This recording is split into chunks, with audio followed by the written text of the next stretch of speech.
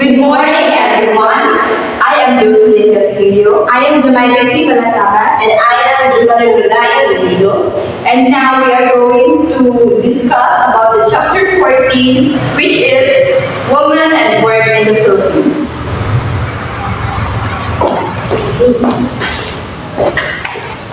Women and Work in the Philippines.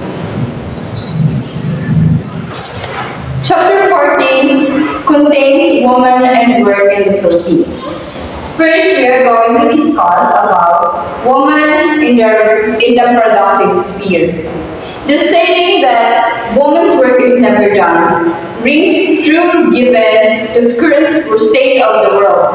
Women contribute to the economy in all forms.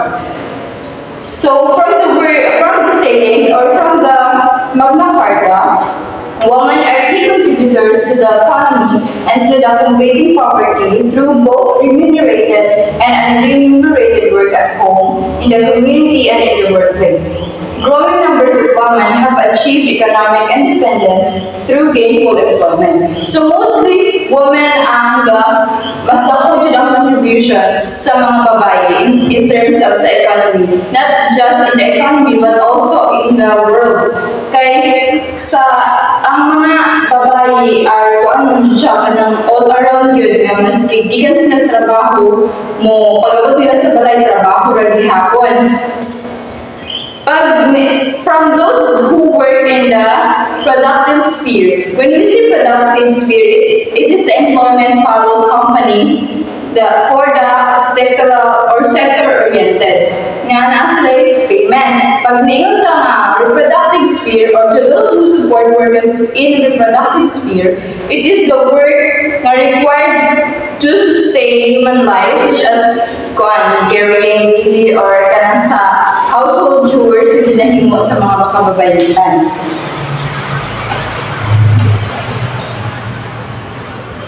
Next is the impact in human is present in development, specifically in terms of economy. The word that women are the key contributors to the economy in poverty through both remunerated. When we say remunerated, it is kanang as an act of service. It is being paid. If you are working and you are getting paid, and when we say unremunerated, it is the work is being unpaid, such as those we kanang atong ginabuhat sa balay na wala man kanang mga household chores na to wala man tayo ginadawat nga bayad kung ang di ang ato lang is kanang murag ato ang usual na siya nga ginabuhat, like we are not expecting any mga payments kaya ang murag ato na siya ang obligations. Despite this progress, women still face the same issues they did 10 years ago, which also affects men, such as the wage gap. Kanang sa wage gap bitaw nga, women are not paid as much as men do, and even mo trabaho sila full-time kay tungod murag nakuan siya nga murag siya o na discriminate bitaw ang capacity sa babae or naroon siya unequal treatment nga abi kay laki husgan kaya niya abi kay bayi dihap siya kutog hinero siya so yung salary din ana radyo so na siya mga kaning unfair treatment kana sa poverty and also sa girls kana sa lack of decent work opportunities samot na kung minyo na ka mostly manggod sa hiring is dapat single ka, dapat wala kay anak, dili ka married dito kay tungod na ang mga part na sa work nga di sila ganahan nga kanang like emergency so mo outline ka sa work dito so napo siya mga instances nga ingon ana ba nga dili mahatagan og dili ang mga important things pud sa babae as a worker. Next is the Magna Carta of Women. Feminization is observed in some industries, while others expose exclusion of women. In addition, women experience limited career choices. So, dili sila kaayo papili og mga trabaho. Kay tungod sa ilang, sometimes tungod sa ilang status or wala sila ka-graduate ingon ana. So, na siya mga instances na mag-institute o pili o work ang mga babae. Sa una kong kanang mga pang heavy duty nga work nga maayong gabilan ito nga dili na niya kaya kay bayan na siya kasi mabukhang na kay panganak. So yun mga mindset sa mga tao or sa ubal ng mga company. Next is the lack of protection for the informal sector and domestic workers. When we say informal sectors, katulad siyang mga works nga providing services for which you are being paid in cash. Like kanang mga kuan, kanang mga limpyo motor, kanang mga car wash, bitaw, inana. So they're getting paid. Dayo kanang mga tig-kuan, renovate yung mga balay, kanang mga services na on-call, inana dito. Muna siya mga informal sector. And they are being considered as unemployed hapon kay kuan mo nila is wala sila yung company bitaw. Like lahat own, self-employed na sila. Dayong 10 years social protection, wala po big ang protection for girls. So, yun na siya. And unlimited promotion of labor export policy. Now, next is the right to decent work. The state shall progress Magna Carta of Women, Section 22. The state shall progressively realize and ensure decent work standard for women that involve the creation of jobs and acceptable quality in a condition of freedom, equity, security, and human dignity. And it adds that decent work involves opportunities for work that are productive and fairly remunerative as family living wage, security in the workplace, and social protection for families, better prospects for personal development and social integration, freedom for people to express their concerns, organize, participate in the decision that affects their lives, and equality of opportunity and treatment for all women and men. Indecent work for women entails support services that take into consideration like their maternal functions, kanang sila ang motherhood bitaw nga, kanang pila pa sila ka months ng anak, so naman na ang mga bayi is mag-postpartum, hindi sila, so need mo na siya ang consideration kay part mo na sa kanang babae ng mga nakay, so need mo siya consideration. Kanang family obligations nila, like sometimes na sila mga emergencies, so need mo siya ma-consider sa mga kuan ng mga company or kanang ilang gitrabahuan. Then, kanang sa work responsibilities, of course, as kanang employee ka ng company na ito yung mga work responsibilities nga hindi mong gampanan. Kaya sulod mong kaana nga kuan na environment. And decent work also involves the access to daycare services, breastfeeding stations, and maternity leaves access. Now, let us proceed to the multiple burden of women. Women joining the labor forces still have to attend to the reproductive rules at home. Unsa kay mga reproductive rules at home? Kadali siya mga work sa mga babae nga sa balay. Kanang mag-review sila, magluto sila, mag-review sa balay, dito, magluto, mga inana, magbantay sa mga bata. So, yun na muna siya ang mga reproductive roles at home sa mga babae. Having both reproductive and productive work is what feminists call the double day or the multiple burden. Kaysa yan kagikan ka trabaho. Ikan na ganyan ka trabaho, pag ulit mo sa balay, trabaho sa gihapon ka. So, muna siya kinabuhi sa mga babae. No? So, we can tell na grabe sila ay panabitang sacrifices sa atong mga ginikanan. Kay like, imuhang mga magatrabaho sa munisipyo, pag ulit niya ni kag munisipyo, siya ko'y maglaba, magluto, manghugas, magbantay sa iyang anak, and the care or kung naapa kayong mga lolo-lulang talanggo, sila ko'y mutagal dito. So, walay katapusan ang trabaho sa usang babae. The perception of the multiple burden of women compels many employers to assume that women cannot commit to their work kaya kaya sila ang responsibilities, but ang babae is nabalo silang multitask. So muna siya yung mga talents sa babae ang mag-multitask. Though illegal, employers may also have certain preferences for single and married women who have no family obligations as they are more flexible in terms of the time they can devote to their job. So mauna mostly sa mag-hiring kay ilang ibutang kay single, unmarried women ang dead. Kay para, kay sila magod ang mas kuan ganun itong dako og time or flexible sa ilang time kay wala sila yung obligation kaayo sa ilang family. Like mostly sa mga single mga ang ilang obligation is kanang maghatag sila balance sa ilang mga mangkod, inanara, maghatag sa ilang parents. Unlike sa mga kanang pamilyado na dyan ng mga babae na kanang na emergency mag-iingon ilang trabaho. So muna mostly sa mga high-risk, single ilang ginagulong. The option to mitigate or lessen this concern is to have a gender-responsive policies, katong mga paying attention to the unique needs of the woman and the workplace that allow both women and men to fulfill their duties at home. Yung kanang napagpantay din sila ba nga?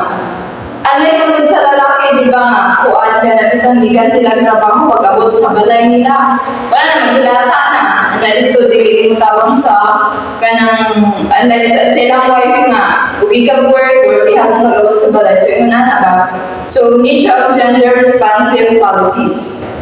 Policies may include granting maternity and paternity leave and promoting men's participation to reproductive work. So, need siya of balance ang situation, hindi kayo puro trabaho ang trabaho sa panimalay sa mga reproductive works. So, ina na. Next is the evaluation of care work, which will be discussed by Ms. Balasamas. Now let's proceed to the evaluation of care work. So first, care work discusses the ways to influence culture and society so that both men and women can do care work. So it is very common ng ang girls, mostly especially sa mga mamas at ang balay, ang mamas, ilang duty is to take care of their children and spouse. So kinahanglan yun nga, dapat kabalo ang mama or ang girls, dapat oriented siya how to take good care of children so that mo gina siya common role sa women as valuation of care work. So naapit trabaho ang lahat which is lahat pero now let's focus sa bayi, sa valuation of work sa bayi which is ang care work or pag-atiman or pagpangga sa ilang mga anak o sa bana o sa rakamana. Number 2, care or productive work is the base of a society. So, kinsa man today the state na ang pag-atiman is para sa mga babae. So, which is, atong natapos sa itong chapter katong sister nga, ang society mo ay gadirect na to kung saan ang common mabuhaton or usually mabuhaton sa mga babae in society. So, women working in the care industries must be valued both as workers and as women who are working to support their own family. So now, let's focus na punta sa ang sa mga outside na sa balay ang bayi sa evaluation of care work. So, ang bayi, mostly, na sila sa mga office which are daghan gani sa mga DSWD, na sila sa mga laws which is, ang bayi is nagatiman sila sa ilang mga anak. So, pwede po sila nga trabaho sa gawas sa ilang balay or bisan sa ilang trabaho, they have the right to choose their work, especially sa field, para support silang family, especially katong mga sabihin ka na to, single mom or single parent. Muna siya ang valuation of care work. So now, let's proceed to the nature of the women-friendly workspaces. So a gender-responsive organization gives importance to women through gender. So one method that incorporates care into systems of work is by adopting policies that allow time for parents to attend their children's needs. So mostly magod sa mga parents nato, kabatay mo sa mga graduation or different activities sa ilang mga bata, ang mama yun mo permi nga gagay, gabatingan sila anak or kung sa may needs sa bata, ang mama mo nakabalo, especially kaya ang papa kung mo ay nanita o trabaho. So ang bayi is naasila sa which is atiman or ga-observe kung sa needed sa ilang nga bata. So, kinahanglan ang parents yun, kinahanglan sila dako mapanahon sa ilang mag-atiman sa ilang mga bata just to attend their needs sa ilang mga children. So, paid activities that allows parents to do care, work at home. So, ang mga bayan, even ang laki ng trabaho, may ubisan, di ba, mostly it's a kind of discrimination again, which is, mingon dito, di ba, ang bayan is sila, ang maniman, sa napakatrabaho, minyo ka sa balay at sa which is, muna siya common nga, hunahunaan sa mga tao diri sa doang society. But which is, the reality is, sa kinsa mga banda, it's either pwede ang laki siya mabilin sa balay at ang bahay. So, but ang common ng word is ang bahay ay mabilin sa balay sa na akong profession. Halimbawa na lang, teachers. So, yung bana is teachers, ikaw ay teacher. So, ang giveaway yun, kung wala man sa kata, is ang mama. So, ang papa mo yun mo, mas ikaw mo trabaho mo na siya ang focus. But here, tagaan tao, ang katungod ang mga bahay o nga mong buot punta sa to ang kaugalingon kung kitabay mo pabilin sa balay or sa bahay. Muna nga itawag ko family planning. So, accessible care work within the organization where the parents work for sa kinahanglan po na kabalo ang naay mga organizations na dapig sa mga bahay just like Bausi, kanang mga different kuhaan sa mga SWD, muna ipangingon na sila just to protect the women. So, other concrete ways of implementing gender-responsive spaces are as follows. For example, number 1, new laws that recognize the rights of paid or unpaid care workers. So, kanang mga disability, mga paid workers, which is commonly, nag-protect na sila sa bahay, not just sa bahay, pwede naman sila sa rapi, but nakafocus din sila kay sa top society ng God, which ang pinakagamit ng God una-una ay pang mga laki na aggressive guys sila na makontrol mga kan sa mga harassment na so mga mostly ang value na protektahan. So pro-reproductive sector task force, then gender-responsive public financial management reforms or gender budgets and official statistical systems that more sensitive to the care economy. So muna siya dahil kayo ang focus sa mga care center, mga healthcare center which is pang babae sa mga lakay, diba sa hospital, lagi mga healthcare center, na mga atong ubigay ba, no? Mga ubigay mga ultrasound, basta ka na kung ubigay. So, mana siya, the focus siya intended for women, pwede siya sa laki, pero mas nagitagaan sa gibukaton kang sa bayi. Now, let's proceed to the nature of women's paid work, or nakadali the multiple burdens of women. So, dito mag-focus. Women's lack of choices in work make worse than the take dangerous jobs, as means jobs that do not offer job security or migrate elsewhere for better work opportunities. So, there are instances nga ang bahay, mapupos na namin taong panambaho tungkol kay sa kawalan doon. So, muna na ay lisod, bisag, kabantay mo, diba sa unang luis ka ng construction, first kong active, for example, din ka ng mga asphalt, is pang laki rin dito siya. But now, natagaan na siya o bilin na patas ang tanan, tungkol kay ang bahay doon, kung saan mo makaya sa lakin ay na ako na instances na kaya ko na sa bahay, but bisag kaya sa bahay, pero danger di ako na sa bahay, tungkol kay ang bahay, hindi siya kalampingan, just like moves or mga kung saan mga parts niya, kaya daghan kayo pwede makahatag kung sakit sa bahay, sensitive kayo ang bawa sa bahay. Muna siya gingon nga, bisan kaya mga bisag lisod siya, but kailangan ka mo take a risk just to support your reproductive needs, sa mga personal needs sa bahay. So, bisan kinahanglan yun nga ang bayan ng tamo siya o trabaho. Muna siya, mga paid work.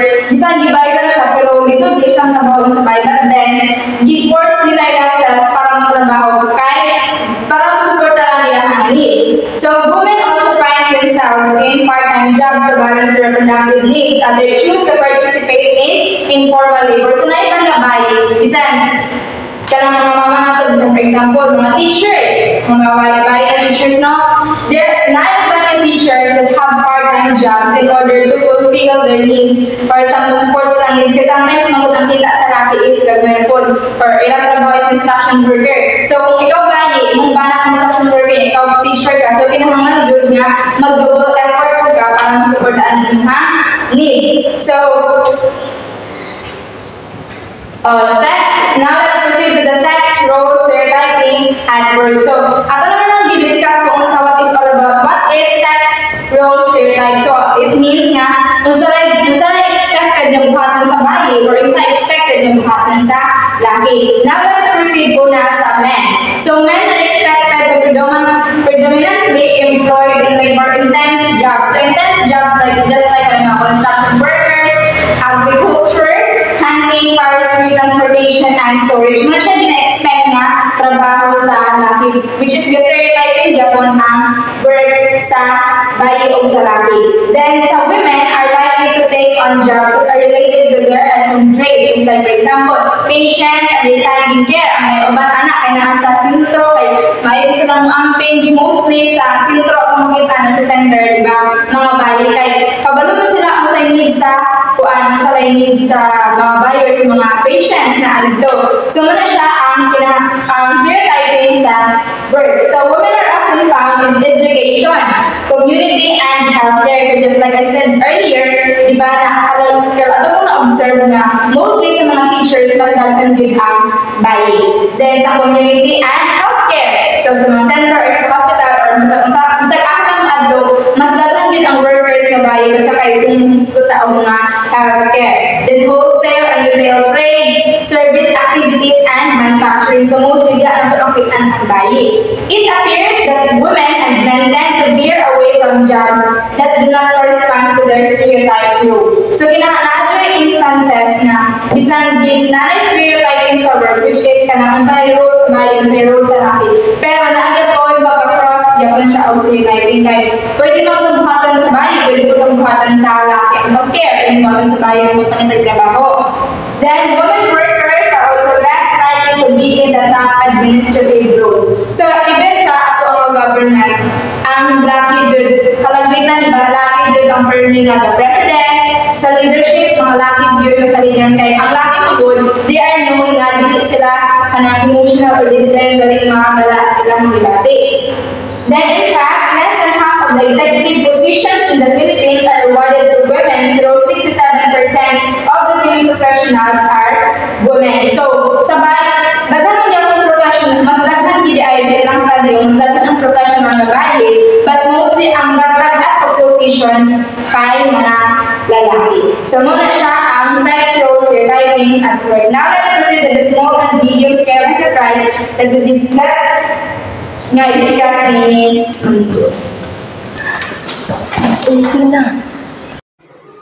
So now let's proceed to the women and work in the Philippines. So the participation of Filipino women in the labor force increased in 2013 about 49.8% of women and 700.1% of men were engaged in the formal economy. This figure merited at 0.1 increase in female participation rate and a 0.2 decrease per male participation rate from 2009 to 2012. Reproductive responsibilities still hinder Filipino women from fully participating in the labor force. This explains why in terms of the labor force participation rate, Filipino women have remained much lower than that of Filipino men, and women constitute only 40% of paid labor outside of agriculture. So, about this, women and work in the Philippines, ito po yung mga kababaihan na nagtrabaho dito sa Pilipinas. Kagaya na dito, makikita natin na sinasabi niya na mas taas ang porsyento ng mga kalalakihan kaysa kababayan, kagaya lamang ng halimbawa, kagaya ng mga kababaihan dito sa atin na nagtrabaho sila dito lang, kagaya ng mga house chores, kagaya niyan. So, mas timbang ang mga lalaki na nagtrabaho ng mga mabibigat na bagay kaysa kababaihan. Kasi sa kababaihan, nasa ano din talaga sa atin na kapag babae nagtrabaho lamang sa loob ng bahay at mga lalaki nasa labas kagaya lang sila yung mga nagtatrabaho ng mga magbibigat na trabaho. Ayan. Ngayon, dadako na tayo sa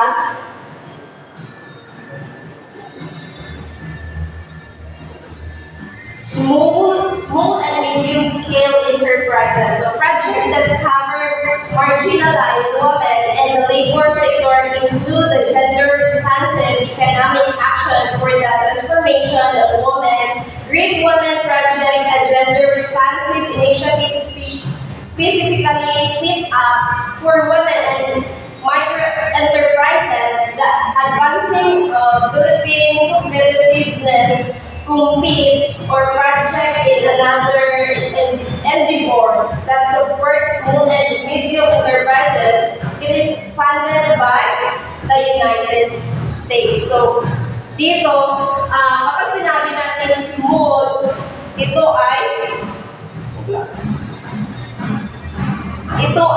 mga negosyo na may mga 10 hanggang 19 na empleyado lamang at may asset size na nasa pagitan ng 3 milyon hanggang 15 milyon. Kapag sinabi natin small enterprises, ito yung mga maliliit lamang na mga negosyo. Tapos may mga empleyado sila na syempre maliliit din. Kagaya na ayun. At sa medium scale, hindi naman siya gaano kalaki, pero kapag sinabi natin medium enterprises, mga negosyo din, kagaya sinabi ko, mga nasa isang daan hanggang 100 siyam na empleyado at may asset size na nasa pagitan na 15 million hanggang 100 million. Ayan, parang lang siya, medium, di gaano mataas ang kanilang enterprise, higher sa negosyo. Ngayon, nandito na tayo sa women in the rural agriculture sector. Kapag sinabi natin women in the rural or agriculture sector, the Food and Agriculture Organization or FAO recognize rural women as active economic actors in among the landless workers, traders of agricultural and fishery products, and agents in micro-manufacturing enterprises. So, ito yung mga kababaihan na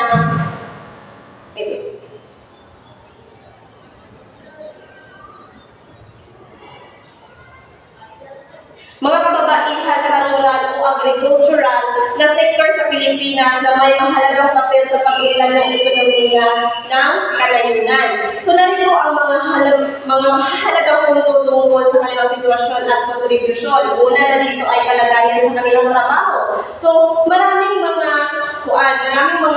kababaihan sa kalayunan na nagtatrabaho ng agrikultura mula sa pagtanim at pag-aani hanggang sa pag-aalaga ng hayop. So, dito sa atin, makikita natin na may mga kababaihan na nagtatrabaho sa bundok. Ayan, ng mga sa baon. So, maraming mga kababaihan na nag-ani ng mga palay. Nagaya niyan. Kasi part na siya sa mga agrikultura na dili ra siya mostly mga lalaki ang makakaya ng uraan na pwede rin mga babae. Then nagtrabaho sila pamilya na akay dako nga lupa or kanang tamnan, tapos pwede ka nila nga trabaho ka without paying. Kaya syempre, imuhang walang mo ang abot o kung saan mo siya paglako.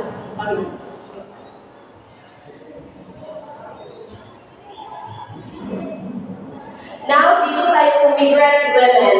Many Filipinos, including the younger generations, aspire to go abroad as overseas Filipino workers or OFWs. More than 10.4 million Filipinos, or greater than 10% of the national population, are based abroad. Balik Pinay, balik hanap buhay. Project Return Filipina, return to livelihood. It aims to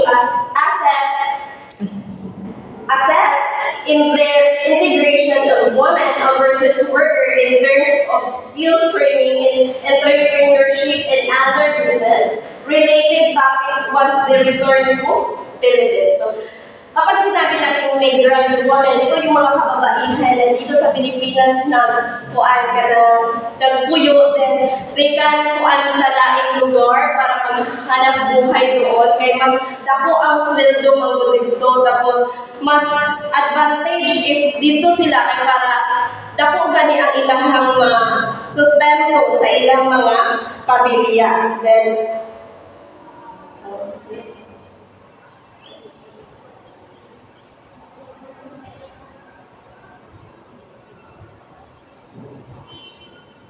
yan. Kagaya na sinasabi ko, ito yung mga babae na lumipat mula sa sa kanila dito sa ating bansa na pinagmulan patungo sa ibang bansa para sa iba't ibang dahilan tulad ng paghahanap buhay, kagaya ng mga pagtatrabaho, pag-aaral, magsama sa pamilya o pagtakas mula sa kahirapan o kaguluhan. So narito ang mga mahalagang punto tungkol sa kanilang kalagayan at karanasan. Una, kalagayan at hamon, kagaya ng sinabi ko kanina, maraming daghan kayo silang mga na-encounter ng mga kalisod sa kinabuhi. So, mas ikuan pa nila nga, kung dili sila magtrabaho sa Pilipinas, kulangan na dyan ang sweldo tungkol kayo sa kagamay sa sweldo, di siya makakuan dyan kaayo sa pamilya. Nas ginanon kay mahal kayo mga kalalitunon, sunit siya nga, mabuan siya o another way nga para mas kuan dali or mas dali ganing makuanan ang ilang mga problema kay actually diri sa Pilipinas daghan jud kaayo nga suffer like maniana, so daghan kaayo mga ni-decide nga mo lakaw silang lain nga kanang bansa para dito magtrabaho. Bisag layo sa kanang kuan sa pamilya pero utong gikinahanglan mo siya kung ato ang kuan nga bigado jud siya diri sa Pilipinas. The next is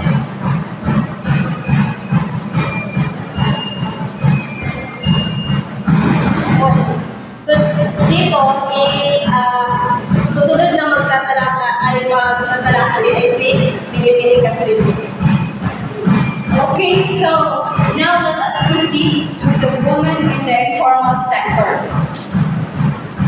What is informal sector again? It is the person who is kanang nagtrabaho but still nagtrabaho sila further kanang like unemployed hapon sila kanang they are being paid by their service. Just like a construction worker, like mga kanang mga renovations, mga panday, inanas. So those are the example of informal sector. Now, women represent a majority of the informal sector, particularly in developing countries. They are attracted to informal work because it provides them the opportunity to easily engage in paid work and earn income while helping their families. So, mas lang good siya, mas dali mag-good if kanang bitaw nasa informal sector, like kanang sa mga pakyaw bitaw nga kanang mga working mo, like mamunlay karon inadlaw, so everyday ka makadawat ng salary, depende sa inyong or depende sa sabot ninyo sa inyong mga kanang amo ninyo. Then mas everyday mo ka makahatang or makaprovide ka sa inyong families. So, and mas gamay mo dyan if ka na sa informal sector kaya magtitindi mo niya usahay pa dyan kanang bitaw hangyoon ka ba sa mga trabahuan. So, mas siya, mas kanang everyday nun, ang advantage is everyday ka makadawat o imuhang sweldo, but gamay rin siya. Like, wala siya, kanaganin in order for your family to survive, kanang kinahanglan, kanang makaprovide ka sa ilang kinahanglan, like pagkaon nila. So, women socially determine their responsibilities in the household, limit their options forcing them to choose work that is only accessible from their home. Kanang makapili sila ang babae, makapili sila o trabaho nga kanang accessible ra, nga kanang makauli ra sila dahil like mga inaldaw ra, anak dito, like limited rin siya kay lahi man God once ang babae magtrabaho nga kanang for example night shift na siya company, so night shift siya, then ang iyang kwan is mo trabaho siya gabi, pagkabutang matulog siya, and then mga gani disadvantage kay ang attention niya is papunta sa work and dili na kayo siya kabanding with their family. So na siya yung mga disadvantages.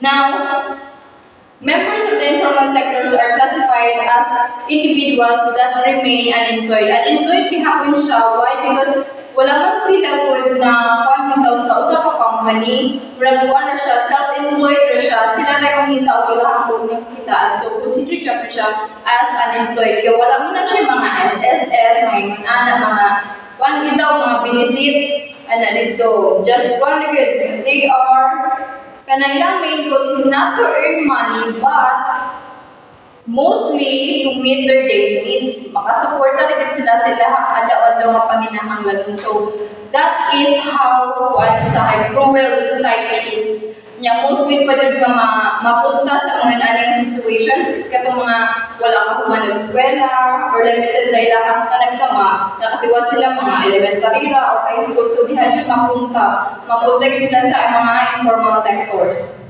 Then, 70% of the jobs in the Philippines come from the informal sector. Then, tawara to 70%, so dapat juga yung siya nga unemployed nga mga tao. Mas 30% na gidi ay ang mga employed. Like, kanang mga gatrabaho in the companies, dito sa teachers, mga teachers. So, mas dapat judi ay ang nasa informal sector. Desperate at the chance to get opportunities concerning work, women often enter informal work that lacks access to social protection and productive resources, exposes them to poor working conditions, and limit their representation in decision-making structure. So, kuan siya, kanang desperada ka na, nabi na upan sa mga maglisod na sila kung ayaw bitaw, like, wala na dyan choice, kaya mana wala yung trabaho niya. Siya, wala ko siya trabaho, so mapusan dyan siya mo, trabaho na lang yun in order to support their daily needs. Bisan ka ng trabaho, is lisod ka ayaw, like, naway upan na babae ng construction worker bitaw, niya. Naway upan na inana na pasulod na ka without mga benefits bitaw, magkanang sa katiha, wala na siya waiver bitaw na. In order for you to trabaho pero wala siya kapalit. Like, ma-discrush na ka, imuha ng cargo, yun ana siya. So, mapugsan rin yun ang babae yung makatrabaho, not just women. Pero, good ganito lang. Basta lang education ka, mapugsan ka trabaho, sa dili mo gusto in order for you to survive in this world. Those engaged in the informal sector work on much lower capital and productivity than their counterparts in the formal sector. For example, ikaw kahandi ka sa mga inana nga butang, like carpenter ka or kanang nag-renovate ka sa balay niya. Kung ba na kanang like pakyaw siya, dito, makuha naman yung salary but lahi pagkat kay lower kanang gamay rin imuhang bitaw sweldo, so inana siya, unlike sa mga naa sa formal sector niya, maka-loan siya, makakuan siya, maka-taalang ko silang sweldo, so medyo na siya yung disadvantage. So, now, let us proceed sa domestic work and domestic workers. The separation of reproduction and production work puts domestic workers in a rather odd position. Domestic workers do care work, the very same task they assure in their own home. Kabantay mo ka ng mga OFWs dito, mga domestic workers sa gawas. Same sila ang trabaho, if na sila dito sa Pilipinas, sa ilang balay, same sila ang trabaho, but nanarbaho sila sa gawas because of high salary. Demand po guys sa gawas sa mga inanana. But then, they have the same task, yet ang kuan ra is sila gabuhat sila ana sa balay silang amo or sa laing lugar. Like ingon na siya. Gahimo jud sa reproductive work kay ang mostly sa akong mabantayan sa mga kuan bitaw sa mga OFWs is usahay wala kada ba ni overtime na sila sa unang mga Ramadan. Lumoy kaayo sila kay kanang imbis nga mopahuway na sila, mulaw sila nila kaadlaw niya. Dili biya mag-imbis ilahang kuan, ilahang sweldoan na kay kung sila kontrata mo or bayana. Unless kung makaampo o katagan ka og kuan kanang like mga bonuses sa ingonana. So, there is no formal contract for the women who engage in this work, and most of them are not educated, come from different areas who have migrated from poor rural areas. So mostly manggod anang guna sa Philippines no kanang bitaw mas dali gyud kanang pagpangon ta pagpabulan kanana bisag ikaw gikan kag bukid like kanang rural areas jud kaayo sa tanan ang imuha jud malisaydlan manlibaho Manila kay dako sweldo dito or manlibaho sa gawas kay mas para maka-provide ko sa akong pamilya kay mas dako siya sweldo. So mostly mga inanang mindset is kuan gid siya kanang ilang pinaspasay nga decision although dili gid siya lalim ang inanang trabaho kay layo kasi except sa layo sa imong family magkinaon sa kabihaw imo tapang nimo nya kuan gid siya dili siya po siya kanang bitong wala siya sa formal contract nang kuiban nga illegal recruiter ba example be ingnan ka nga kuan ka dito kanang helper ka na nito niya. Pag-abot na ng lugar is nakita mo ipatrabaho sa imuha. So yung ngayon na bitaw kanang mostly samot na wala ka, wala ka katapos sa elementary or high school, pero kayo mong madalian ka na manarbaho sa gawas. Dahil women in this type of work often have no fixed working hours. As I've said earlier, wala sila ka na bitong exact time kasi sila magsugod, exact time na mahuman sila usahay patay-patay din silang trabaho kay kung sa isuko sila ang mo na masunod kay sila may kapasweldo nila. So inana siya kapapoy ilang trabaho includes katong cooking, mga household chores ra pod pero dili gid madapan kay dapat biya ang mga balay sa dato. So kapoy jud kayo like mahurot imuhang one day ang dili sa ilang balay. So inana siya palisod. The services of a live-in domestic worker can be called anytime or overtime work is not compensated. So, dili siya compensated yun.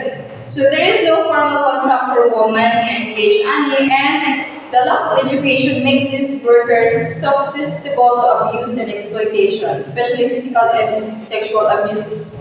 Walang guna, kung may bitang magtrabaho paggawas, pasipalangay na lang ba? May nalang makatulong ka o kanang amo nga buutan, anak dito niya na mostly pa sa Pinoy, makabutang jud pa og amo bitaw nga kanang basta kanang mga kwan ba, mga sexually kwan ba, dali kay ma-attract anak dito. So next is the sex trade. When talking about the sex industries, and they usually refers to the reproductive activity called coitus and sex exchange for pay. So the sex industry is viewed as a dominantly female issue because most sex workers are female and most lawyers are male. Yes, this is so rampant sa una. I don't know until now. But kan mungkin siya parang ito pag prostitute like kanang bitong mostly mo wala akong mabantayan kay kanang mga like ikaw na may kontak sa gawa sa mostly sa Japan mo rin siya mahitabo nga kanang bitong ilan ka nga naitrabaho rin nga kahulat mo anak dito muli mong trabaho dahil pag-abot tayo mo dito lahi ang masaling so kanang na sa usa ka building or like sa yung kanang working site unya dapat gina siya o kaning rooms dayong ang wala na is kanang mga hapon mostly mo kuan mo pili na sila babae kay ilang daptan or sa kay na ako jud uban nga kana ganing tusukan nila drugs kanang mga higal jud guys pagkanang ba so luoy kayo ang mga babae kay mga babae jud kaya ang mga victims or mga kahimo ay ga trabaho kay imong anis samot na kung wala na jud kay choice mabuksan na lang jud ka. Not until makatakas ka ng work, pero lisod kayo itakas manggod basta naka sa ubang nasod. So, ang paingon sa mga lalaki ng mga kuan kayo, mga high kayo sa sex ba?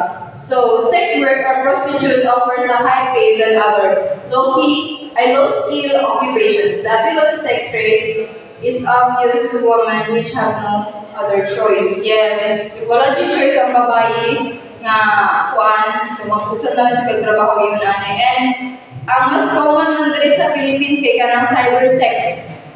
Like kanang mostly anak ko mabantayan is kanang naiwan nga parents nga ilaha bitong ibaligya ilahang anak na.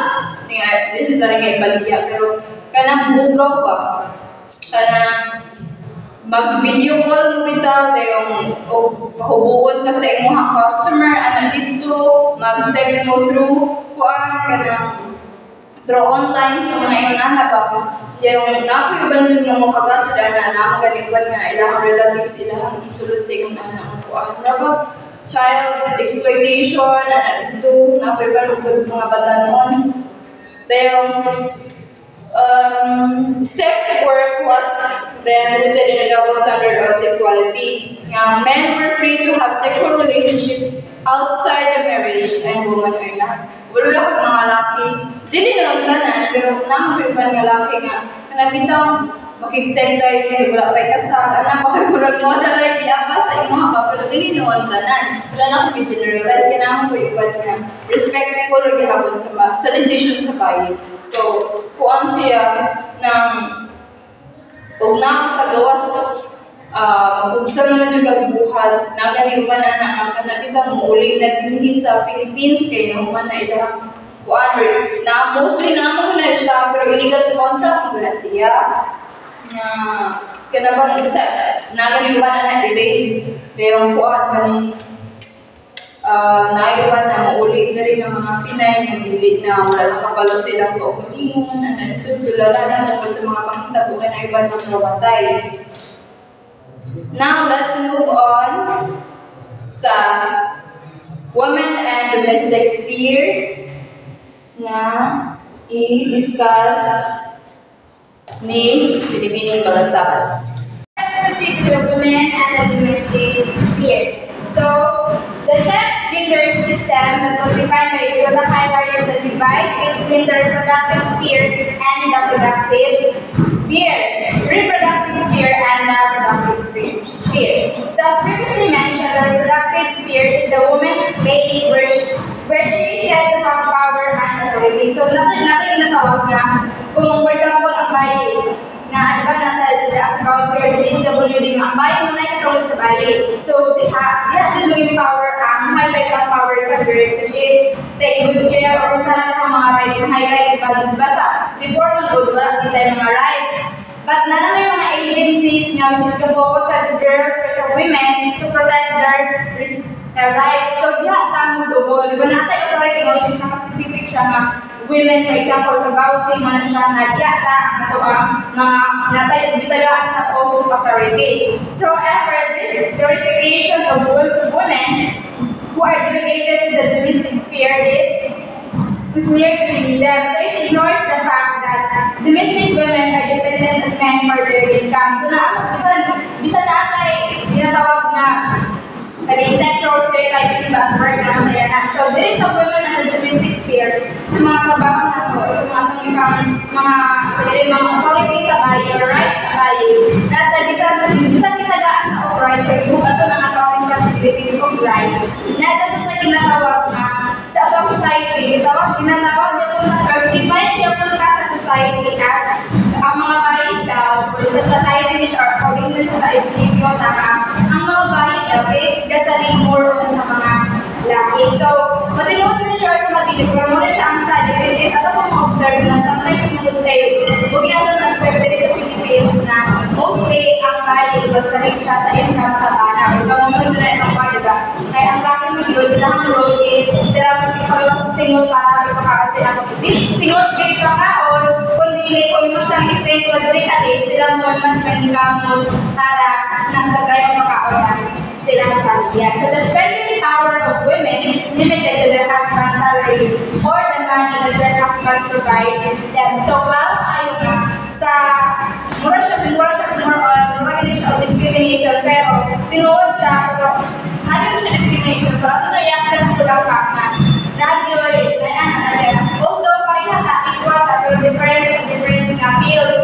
So, in terms sa mga sweldo mo po, di ba, sa positions galing mas ang laki na nilitalaan mo higher position, kaya hindi sila more on emotions. But unlike sa bahay nga, dahil ka kitang malukoy, kung siya sa mga previous discussions na nganong gikumpara na itong mga laki o bahay, so dali ako nakita ang result na nga, which is, so in terms of money na ma-provide sa family, di ba, kung i-compare mo ang mama o papa, kung mas tagpo yung sweldo ang sa laki. Kaya just like sa construction workers, mga construction, bisan inanaapod ang construction, pero lago sa sweldo. Then kung sa ginagmayan nila itong example, di ba, sa bunday man sa mga, ang laki, compare mo, bisan pa rin mo whole day, naglaw, ang bunday. So, ang sa mga, 300 ang per, 300 ang laki niya, karon 400 ang laki. Dahil kung bayi ka, naakas 350 or 300. Inana siya ang ibubagan sa sweldo. Munang dili, kung sa bayi o sa mga asawa, dinahilat siya dili na mas dako mahatag ang bana ng sweldo. Depende na siya sa trabaho. Pero kung kaya ang trabaho, mas dagan siya mahatag ang laki ng kwarta. Then after all, not all husbands give their whole salary to their wives. Some may even spend their unset expenses as alcohol, cigarettes, and other luxuries. So, mas pwede dito mga bayi sa nambanan nila is walay disyo, ang disyo na is pag-tuma. So, mas pwede ko sila ay nanabanan ko, nagputong sildo, pero pagdating sa family, gamay na lang ang mahalat sa pamilya, kaya nagdagpo mo sila mo, isang pa, yung nagkarata, sa amuhan, ay yung mga uyuan na bayan, diba? Bisa na kalisod, yung malabaho ko naman, puro ba sila trabaho? Unya, isang muna ng sildo, white ka to tabako. Yung ilang daw sa bako, ay silman, ilang sildo, 400. So, imbis pa man ito, bukas ng gatas, makuan ka dun. So, mas mong gamay ang maabot sa iyang pamilya mo nang diyan na ito matawag ng mga posto mga bayi o upanar ko. Then, what is delegated to the woman who must find ways to stretch sa mga malakang giingon na pinahangad na ng diyan na parte sa ang society nag-ingon na ang banat dyan mo ay mangita o guarda para sa pamilya. Diri na ang sulod ng katumpay, manikamot na lang sila o panarbaho, tungod kay ilang banat is, di ba sila swerte sa mga banat na katong kuan, bili sila, ilang banat na is kuan, dili siya, Kugihan. kugihan ka ay yung hatag ng guarda sa ilang pamilya. Or kung ilang pa. Dayon, it also isolates women from the public sphere and public participation. Manang dili na ito tinatawag ng katambay. Muigzel na sila na yung manikapong natako kaysa una di ba kabalong dito sa role sa nila ito mga kanunuan. Kita mga bayi, dili na ito i-claim na kung sa'y kaya sa laki ka dito. Tungkol tapos mga laki. So, sala, sa laki.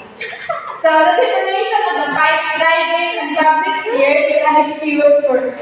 Okay.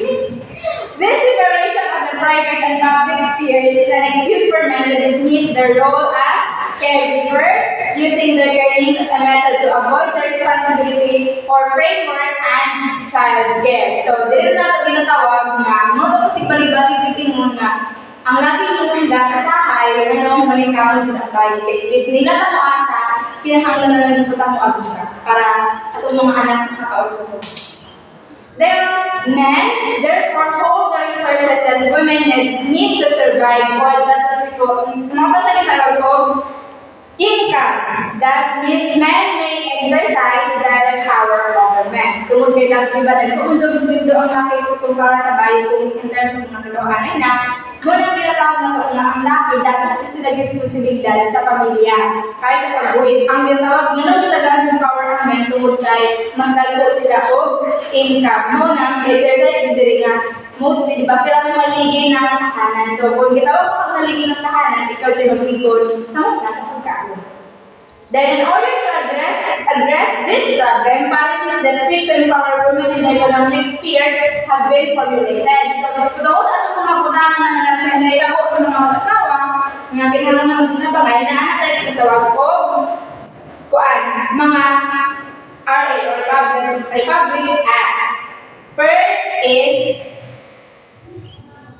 RA 501 or known as Magna Carta for Micro, Small, and Medium Enterprises for MSME FA. This law hopes to create policies that will assess women entrepreneurs in various stages of development. So, kaning Magna Carta for Micro, Small, and Medium Enterprises, ini siya, ang purpose ani nga law is para mas matagaan ko galapag assist ang ma-assistan ba na ang mga bahay ma-assistan sa mag-manage ng mga small businesses, mga ginagmay mga business, muna karoon, di ba, daghan na kaayo nga successful nga business women or mga tao, mga bahay ay, yung mga bahay na just like Rose Mar, di ba, daghan na kayo siyang kuhaan na siya mga kuhaan tungkol kay ilangan ang mga bahay ko dinang tag-i-assist nga para dili ta madalian makuha ba sa mga kuhaan na mga business na to. Kung natin business. So, RA 10151 or an act of allowing the employment of night workers of 2011. So, it is a response to Article 130 and 131 of the Labor Code of the Philippines. The two articles prohibit women from working the night shift due to their reproductive roles. As a result, the opportunities of women became severely limited, especially to those who work in the BPO industry. The Act aims to expand women's employment or work options. So, kanina RA 10151, din nag-highlight na ang limited na lakay sa tamang makambay na goal, kuya mo sa kayo kung sa kawapan ng mga BA, kay, you know na, sa mga muna sa mga katawang ng palibot sa ato-akan, mga sa lakay ng mga sa kaya. Kanang kita sa kayo ka, kanang mga so nila mga stars yung mga capture adventure. So dili na mag-part is itagaan limited na ba or prohibited dili ay gibawalan ang bayi na mo night shift ganit ka sa so limited kung naman galing sa kaparang sa mga BPO dili na masigig ka na pwede na sila sa office ay sa office na sila sa office. So that's it. Kung na siya ang allowing the employment of night workers of the Ngayon, isusunod naman natin ang Republic Act 103-61 or the Domestic Workers Act of 2013 Batas Kasambahay. The Kasambahay of domestic worker defines the labor rights of domestic household workers, majority of which are women, and versus their minimum wage and provides regular employment and social protection benefits. So kapag sinasabi natin ganitong batas ay naman kilala bilang Domestic Workers Act, ito ay batas kasambahay. So ito ay isang batas sa Pilipinas na naglalayong protektahan at itatayong ang karapatan ng mga domestic workers o kasambahay. Nilagdaan ito bilang batas noong Enero 18, 2013. So ganitong ilang mahalagang provision at layunin ng RA 103-61. Una dito, minimum wage. So, itinagda ang batas ng minimum wage para sa mga kasambahay pwede sa lokasyon. So, sa 2,500 kada buwan para sa mga kasambahay sa Metro Manila, yun ang kanilang wage na dapat isahod. Tapos, 2,000 kada buwan para sa mga kasambahay sa mga chartered cities o first-class municipalities. Then, 1,500 kada buwan para sa mga kasambahay sa ibang lugar naman. Tapos, yun ang mga minimum wage na nagtatrabaho sa mga kasambahay. Tapos, ang pangalawa ay benepisyo. Siyempre, kung ikaw ay isang kasambahay, ay dapat makarehistro sa Social Security System kung ito ay tawagin SSS, Philippine Health Insurance Corporation or PhilHealth, at Home Development Mutual Fund, pag-ibig, upang makatanggap ng mga kulang benepisyo. Kapag ikaw ay kasambahay, ay kinakailangan ng iyong mga amo or need siya ipakuan ang isang benepisyo sa usang kasambahay kay para namang puna nila. Then, next is kuan, kanang benefits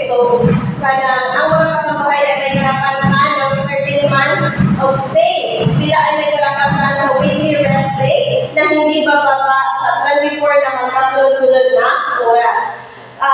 Di ba kaya nakuan man nato every December makatanggap ang mga kuan sa mga working or mga kasambahay or mga laing ka trabaho na dyan sila ay madawat nga benefits nga like for example mga 13 pay, mga sa panang ilang bonus, mga ningana. So, usa na siya nga na-part sa kanang ningani nga kanang Republic Then, kuan, pangunahing karapatan. So, kapag ikaw ay kasambahay, ay dapat magkaroon ng patas na kondisyon sa trabaho, kabilang ang sapat na tulog, pagkain at malinis na tirahan.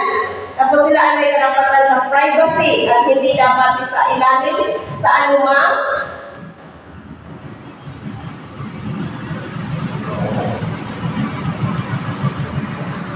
ng pag-abuso o diskriminasyon. Okay, kapag kanang nagtrabaho ka sa usap ka po mo o ikaw mo ay nagtrabaho kanang naadyo kay gitawag nga kanang pariyaan ng libreng pagkaon, kanang maayos na higaan, tapos kanang basta dagan kaayo ng mga karapatan bilang usa ka kasambahay. Kaya dili ko biyan ang daling mo magtrabaho tapos wala kay kaon, kasi kusugni mo, wala kay maayong higaan or katulugan. Pati paita o mag-iwan imong kanang sitwasyon. Then ako diri mga tuntunin sa pagtatapos ng kontrata. Ang kontrata ng kasambahay ay maaaring tapusin ng employer o ng kasambahay. Basta mayroong sapat na dahilan ay sa itinakda ng batas. Okay, kung ikaw ay kasambahay, may right ka nga muundang ka ng trabahoan. Kaya what if, dili ka komportable kanang trabahoan din. Lumay ka yung imuhang self, imuhang siyang i-force, imuhang kawalingon nga, mukuntinyo rin yung para lang sa inana nga kuan sa inyong pamilya, kanang kuan ka ayaw, bigado, isa'y maapiguhan kung di imong kawalingon nga po, di imong pamilya. Nga, bigado na dyan, biya po dita. So, lumay ka ayaw mo na nga, may karapatan ka nga, ikuan imuhang rights, nga bisag usara ka pa, katrabaho. Then next is edukasyon at training. Ang batas ay nagalayong hikayatin ang mga kasambahay na magpatuloy sa kanilang edukasyon o sumailalim na training programs o mapapabuti ang kanilang kakayahan at oportunidad. May mga training gani, like for example, sa mga estudyante ka work sa Working student. Ang working student, pwede na siya ay kung ano bisa na trabaho sila, pwede na po sila mag-continue sa ilahang pag-eskwela para lang po sa ilahang future. Then, mauna na siya about sa RA 10361 or domestic workers.